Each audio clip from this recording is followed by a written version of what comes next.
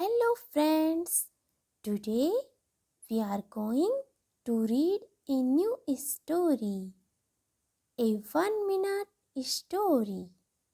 Someone asked a boat, how do you remain cool in every situation?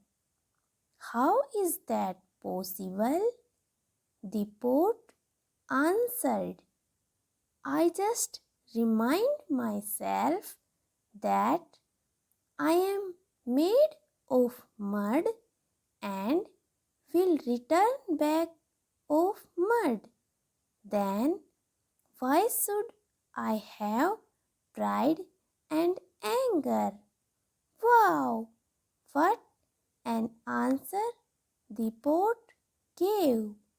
Moral of the story is be in what you are.